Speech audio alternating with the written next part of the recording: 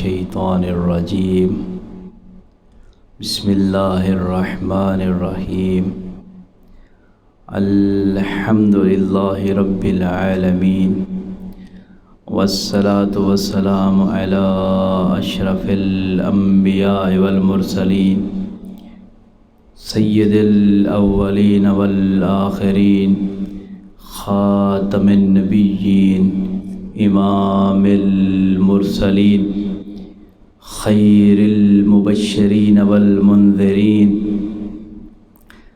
سیدنا و حبیبنا و الہ سیدنا و حبیبنا ابی القاسم محمد والصلاة والسلام علی اولادہ الطیبین الطاہرین المعصومین المنتجبین ولعنۃ اللہ علی اعدائہم اجمعین اما بعد فقد قال اللہ تعالی فی محکم کتابہ ومتقن خطابہ بسم اللہ الرحمن الرحیم ومن یبتغی غیر الاسلام دینا فلن يقبل منہ وهو فی الآخرۃ من الخاسرین۔ محترم سامعین، ناظرین حضرات، ارشاد عالی ہو رہا ہے کہ وَمَن يَبْتَغِي غَيْرَ الْإِسْلَامِ دِينًا، کہ جو بندہ بھی اسلام کے علاوہ کسی اور دین کو پسند کرے گا تو فَلَن يُقْبَلَ مِنْهُ، اس سے یہ دین قبول نہیں کیا جائے گا۔ وَهُوَ فِي الْآخِرَةِ مِنَ الْخَاسِرِينَ، ایسے لوگ جو اسلام کے علاوہ کسی اور دین کو پسند کرتے ہیں وہ خسارہ اٹھانے والوں میں سے۔ اب سوال یہ بنتا ہے کہ رب کریم نے، خالق لم یزل نے صرف اسلام ہی کو کیوں پسند فرمایا، دیگر مذاہب کو پسند نہیں کیا؟ کیوں نہیں کیا؟ تو اس کے لیے ہمیں ایک نظر قرآن حکیم پر ڈالنی پڑے گی، دیکھنا پڑے گا کہ آخر اسلام کی کیا کیا خصوصیات ہیں، کیا کیا صفات ہیں، اسلام کے کیا کیا مناقب ہیں، کیا کیا فضائل ہیں، اسلام کی کون کون سی چیزیں ہیں جس کی بنا پر اللہ کی ذات نے اسلام کو پسند کیا۔ تو جب قرآن مجید پر نظر ڈالتے ہیں تو ایک نہیں بلکہ متعدد صفات اسلام کی قرآن مجید نے بیان کی ہیں، بارہا متعدد مقامات پر صفات بیان کی گئی ہیں، جس میں ایک قول یہ ہے کہ یہ اسلام دین الواسب، دین واسباً، کہ اسلام دین واسب ہے، یعنی اسلام میں خالص عبادت خدا ہی کی ہے۔ واسب یعنی غالب، غالب عبادت خدا ہی کی ہے۔ اسی کے مفہوم کو ایک آیت بیان کرتی ہے، یسبح للہ ما فی السماوات و ما فی الارض، کہ زمین و آسمان میں جو کچھ بھی ہے وہ اس خالق کے لم یزل کی تعریف کرتی ہے، تسبیح کرتی ہے۔ تو اس کے بعد ایک مقامات پر اسلام کی خصوصیات بیان کی جا رہی ہے، ان اللہ اصطفیٰ لکم الدین فلا تموتن الا وانتم مسلمین، کہ اللہ نے تمہارے لیے دین اسلام ہی کو پسند کیا۔ عربی میں اصطفیٰ کے معنی ہے چن لینا، اور جسے چن لیا جائے اسے مصطفیٰ کہتے ہیں، گویا اسلام دین مصطفیٰ بھی ہے۔ اور وَلَيُمَكِّنَنَّ لَهُمْ دِينَهُمُ الَّذِي ارْتَضَىٰ لَهُمْ، کہ ہم جس دین پر راضی ہو جاتے ہیں تو اپنے مقرب بندوں کو اس دین پر تصرف کا موقع دیتے ہیں۔ وَلَيُمَكِّنَنَّ لَهُمْ، تو ارتضاء کے معنی ہے پسند کرنا، برگزیدہ کر لینا، اور ارتضاء پسند کرنا یہیں سے مرتضیٰ ہے، گویا کہ دین اسلام دین مرتضیٰ بھی ہے۔ اور اس کے بعد ایک اور خصوصیات جو قرآن نے بیان کی، فطرت اللہ الذی فطر الناس علیہا، وہ فطرت جس پر اللہ نے خلق کیا انسان کو، فطرنا لخلق ولا تبدیل لخلق اللہ، اللہ کے دین مخلوق میں کسی قسم کی کوئی تبدیلی نہیں، ولا تبدیل لخلق اللہ، فطرت اللہ الذی فطر الناس علیہا ذالک الدین القیم، کہ یہ اسلام دین قیم ہے۔ فَأَقِمْ وَجْهَكَ لِلدِّينِ حَنِيفًا، دین حنیف کی جانب اپنے وجہ کو قائم کیجئے، اور گویا کہ اسلام دین حنیف بھی ہے،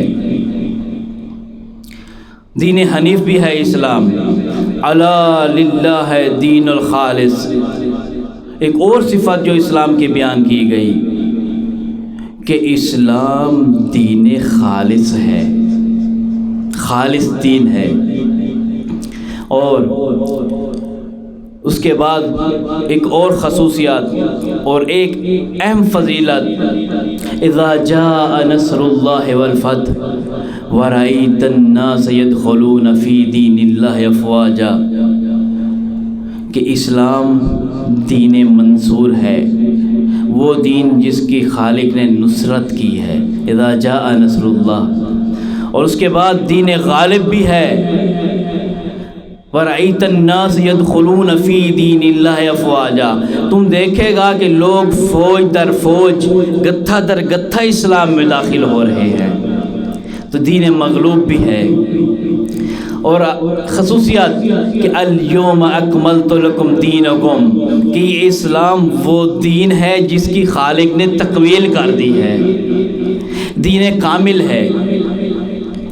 اور جب یہ تمام خصوصیات اسلام میں آئیں، خالق نے اسلام کو ان خصوصیات کا حامل دیکھا، اور جس میں یہ تمام خوبیاں پائی گئیں، تو خالق نے بھی اعلان کر دیا کہ وَمَن يَبْتَغِي غَيْرَ الْإِسْلَامِ دِينًا فَلَن يُقْبَلَ مِنْهُ، کہ جس نے اسلام کے علاوہ کسی اور دین کو پسند کیا تو یہ اس سے قبول نہ کیا جائے گا۔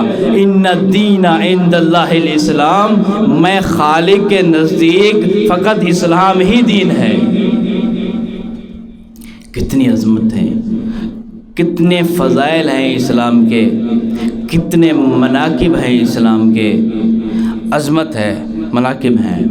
اسلام، دین اسلام کا وہ قصر ہے جس کی بنیاد آدم نے رکھی، نوح نے احاطہ کھینچا، خلیل اور ذبیح نے دیواریں بلند کی، موسیٰ نے چھت بنائی، عیسیٰ نے در قائم کیا، سلیمان نے فرش بچھایا، اور سب سے آخر میں خدا نے ایک ایسا معمار بھیجا جو ہر ملک کی، ہر موسم کی اور ہر ملک کی آب و ہوا کے مطابق ایک ایسی عمارت تیار کرے کہ جسے نہ آتش کفر و نفاق جلا سکے، نہ ظلم و ستم کا طوفان گرا سکے، نہ بغض و حسد کی بارش ڈھا سکے۔ اور اس قصر کا، اس عمارت کا نظام ایسا ہو کہ جس میں اخلاق کا کشادہ صحن ہو، محبت کی راہیں ہوں، جود و سخا کی نہریں جاری ہوں، رحمت کا سائبان ہو، اور اس محل کا، اس قصر کا ایک آخر میں سب سے عظیم و شان دروازہ ہو کہ دیکھنے والے کو دروازے ہی سے پتہ چل جائے کہ جب دروازہ اس قدر عظمت کا حامل ہے تو وہ مدینہ اور گھر کتنی عظمت کا حامل ہوگا۔ یہ ہے اسلام۔ اب اسلام یا تو سلم سے بنا ہے یا سلم سے بنا ہے۔ اگر اسلام سلم سے بنا ہے تو سلم کے معنی ہے صلح، گویا اسلام صلح کا علم بردار ہے۔ اور اگر سلم سے بنا ہے تو سلم کے معنی ہے امن و سلامتی. ہم کہہ سکتے ہیں کہ اسلام امن و سلامتی کا علم بردار ہے. پیغمبر اسلام ایک جنگ میں جا رہے ہیں، ابھی ایک پیر رکاب میں رکھ چکے اور ایک پیر رکاب میں رکھنا چاہ رہے ہیں. اچانک مجمع میں سے ایک شخص باہر نکلا اور کہتا ہے یا رسول اللہ اخبرنی عن الدین کلہ، کہ ابھی کے ابھی مجھے سارا دین سمجھا دیجئے. نفسیاتی تجزیہ کیجئے کہ وقت اتنا کم ہے کہ پیغمبر اسلام ایک پیر رکاب میں رکھ چکے اور دوسرا پیر رکھنا چاہ رہے ہیں، اور سوال اتنا وسیع الذیل ہے کہ اخبرنی عن الدین کلہ، کہ مجھے سارے کا سارا دین سمجھا دیجئے. لوگ بڑے اصحاب نے کہا اے شخص یہ بھی کوئی وقت ہے سوال کرنے کا، بعد میں پوچھ لیجئے گا. پیغمبر اسلام کہتے ہیں کہ یا ایھا الناس، اے لوگو اسے روکو نہیں، ہم اسی کو بتانے کے لیے ہی تو مبعوث کیے گئے ہیں. اس کے بعد فرماتے ہیں اے شخص سن، یاد رکھ، الطاعۃ للخالق والشفقۃ علی المخلوق، کہ خالق کی اطاعت اور اس کی مخلوق پر شفقت یہی سارا دین ہے، یہی سارا دین ہے.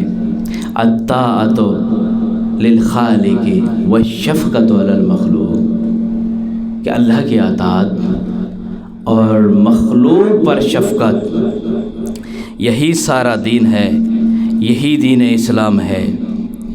زندگی کا یہی دین اسلام ہے.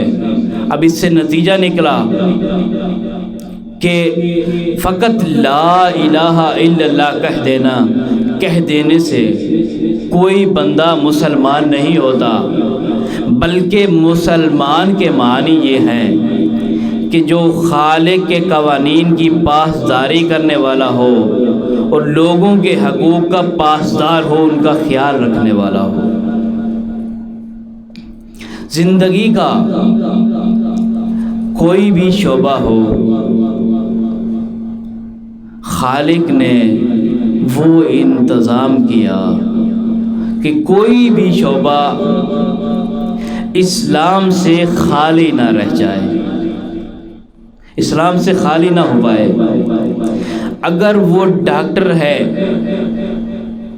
تو اسے مسلم ڈاکٹر ہونا چاہیے، اگر کوئی وکیل ہے تو اسے مسلم وکیل ہونا چاہیے، اگر کوئی معلم ہے تو اسے مسلم معلم ہونا چاہیے، اگر کوئی پروفیسر ہے تو اسے مسلم پروفیسر ہونا چاہیے، اور اگر کوئی تاجر ہے تو اسے مسلم تاجر ہونا چاہیے. اب کوئی کہے مولانا یہ ڈاکٹر کا بھی سنا ہے، پروفیسر بھی سنا ہے، تاجر بھی سنا ہے، معلم بھی سنا ہے، یہ مسلم ڈاکٹر، مسلم معلم، مسلم تاجر، یہ مسلم پروفیسر کیا ہوتا ہے؟ تو اب اس کو میں ایک سادہ سی مثال میں سمجھاؤں گا کہ ایک ڈاکٹر ہے اور اس کی خدمت میں مریض آتا ہے اور آ کے اس سے دوا دارو اور علاج کرواتا ہے، اور یہ ڈاکٹر اس مریض کی کیفیت کو دیکھتا ہے اور دیکھ کر سمجھ جاتا ہے کہ اس مریض کا علاج صرف میرے اوپر موقوف ہے، کہ اگر میں نے اس مریض کا علاج نہ کیا تو یہ مر جائے گا. تو بس ڈاکٹر اس مریض سے مہنگی فیس طلب کرتا ہے،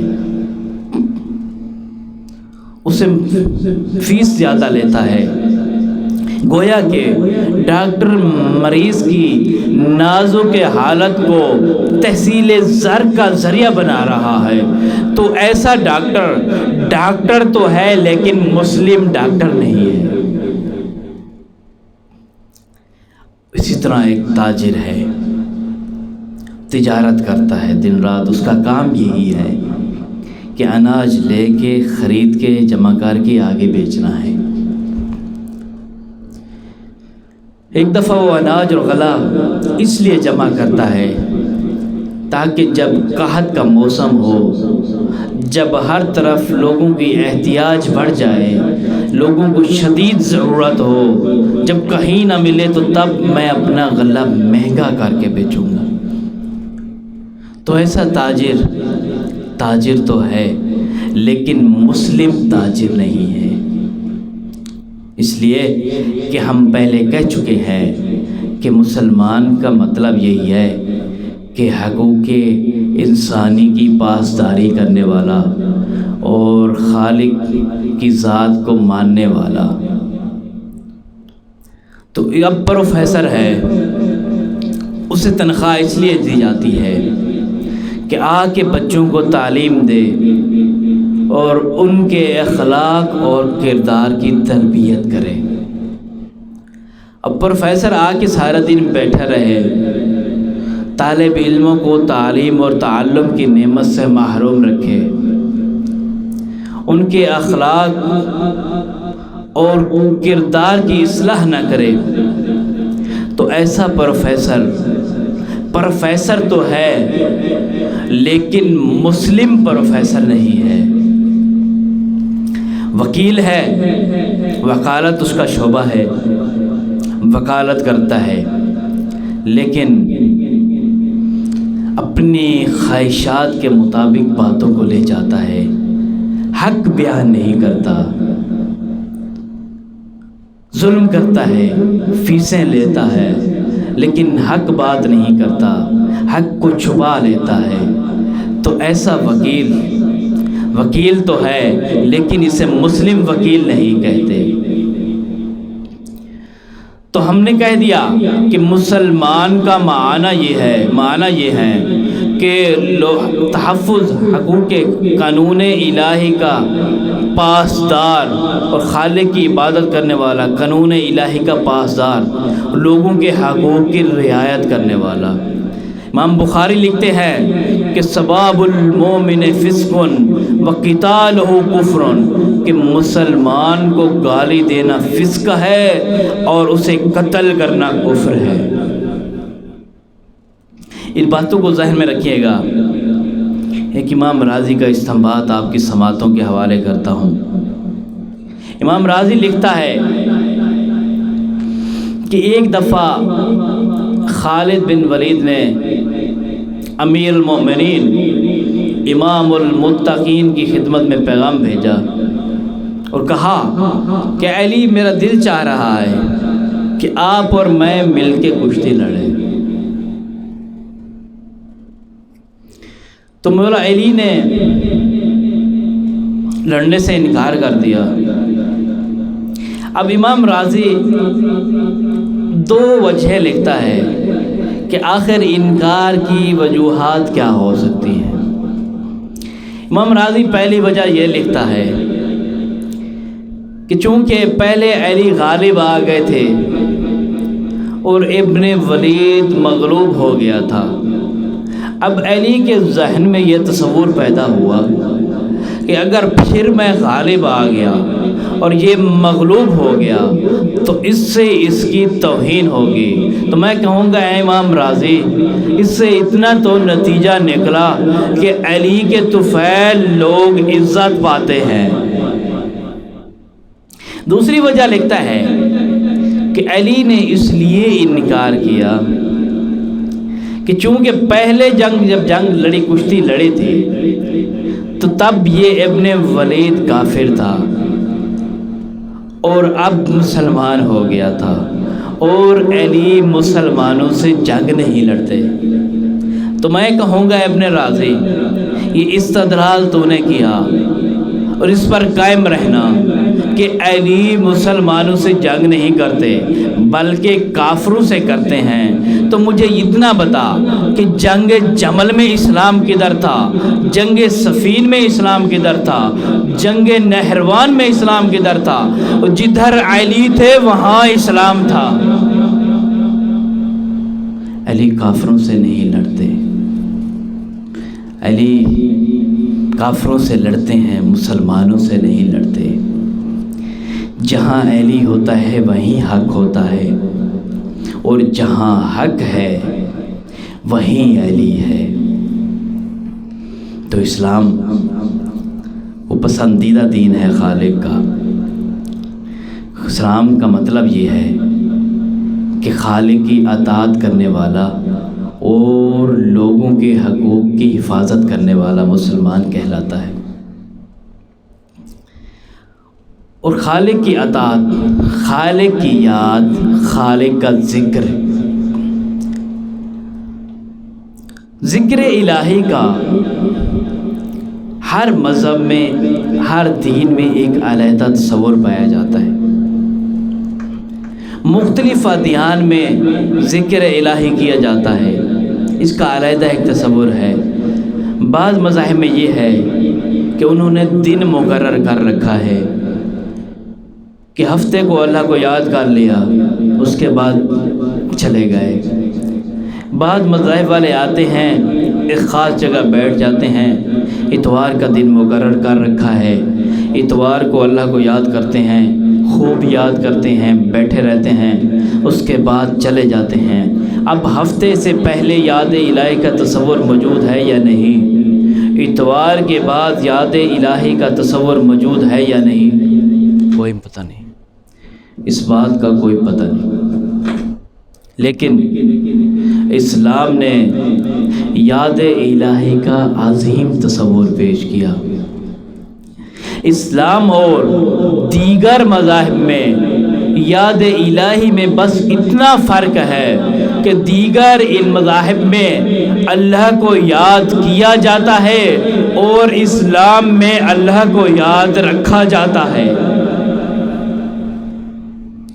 وہ انتظام کیا کہ یاد الہی انسان کے تحت شعوری طبقات میں اس طرح حائل ہو جائے کہ ایک آن ایک لمحے کے لیے بھی ذکر الہی سے خالی نہ ہو پائے۔ ذکر الہی سے انسانی ذہن خالی نہ ہونے پائے۔ اب ہمارا اچھا کھانا اور اچھا پینا خالق کو ناپسند نہیں ہے، چاہتا ہے کہ اچھا کھانا کھاؤ اور اچھا لباس پہنو، اور خود کہہ دیا احل لکم الطیبات کہ جتنی پاکیزہ چیزیں ہیں میں نے آپ لوگوں کے لیے حلال قرار دی ہیں، حلال کر دی ہیں۔ جتنی پاکیزہ چیزیں ہیں وہ حلال کر دی ہیں۔ اب ایک بندہ ایک دعوت میں جاتا ہے، بات ہماری یاد الہی کی ہو رہی ہے، دعوت میں جاتا ہے اور وہاں دسترخوان لگا دیا جاتا ہے، انواع و اقسام کے کھانے چن لیے جاتے ہیں۔ اس بندے نے نغمہ اٹھایا، توڑا اور منہ کے قریب لے جایا اور ابھی کھانے ہی والا تھا کہ ذہن میں خیال آیا کہ یہ گوشت پتہ ہی ذبیحہ کا ہے یا نہیں ہے، حلال ہے یا نہیں ہے، تو بس اس کا تصور کرنا تھا۔ ادھر خالق نے لکھ دیا کہ یہ بندہ اپنی مادی ضروریات کے خاطر بھی مجھ خالق کو نہیں بھولا، ثواب لکھ دیا۔ اسے کہتے ہیں یاد الہی۔ یاد الہی کا مطلب یہ نہیں ہے کہ انسان 24 گھنٹے مسلح عبادت پہ بیٹھا ہو اور بس اللہ اللہ کر رہا ہو۔ زندگی کا ہر کم یاد الہی میں آ سکتا ہے۔ ایک کپڑا بازار میں گیا اور کپڑا خریدا،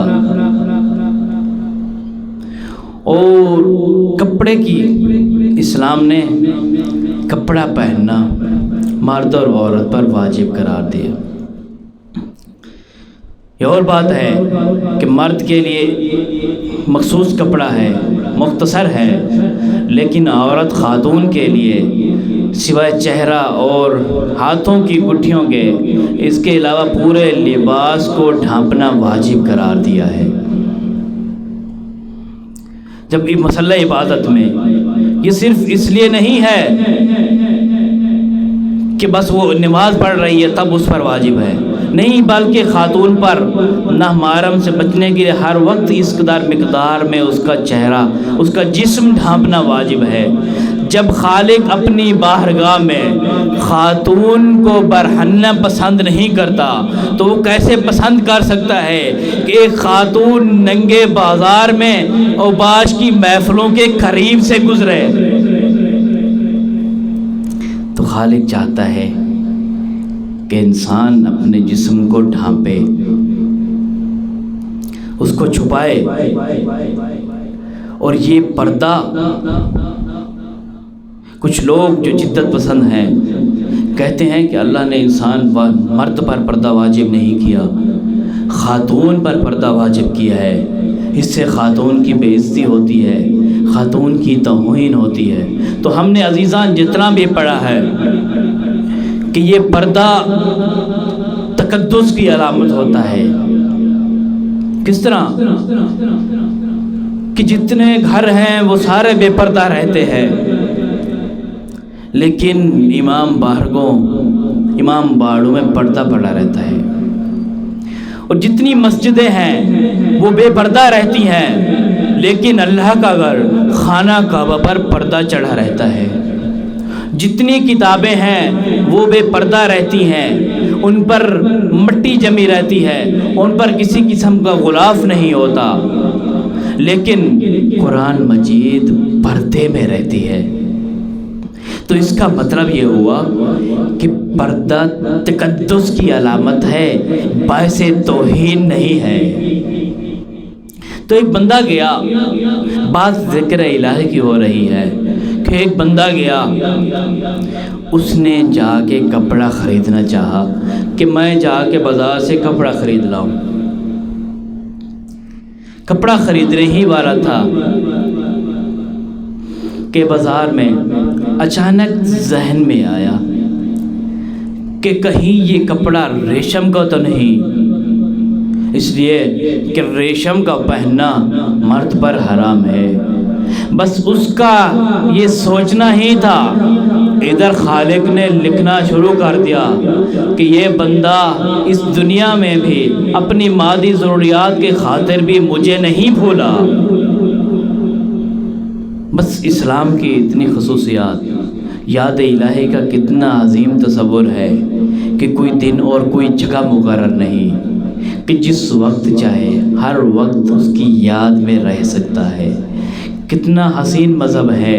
انہی خصوصیات کی بنا پر اللہ نے بھی کہا کہ ان الدین عند اللہ الاسلام، کہ میں خالق کے نزدیک اگر کوئی پسندیدہ اور کوئی محبوب دین ہے تو وہ اسلام ہی ہے۔ تو دعا ہے کہ خداوند متعال ہم سب کو اسلام پر چلنے کی توفیق عطا فرمائے۔ الحمدللہ رب العالمین۔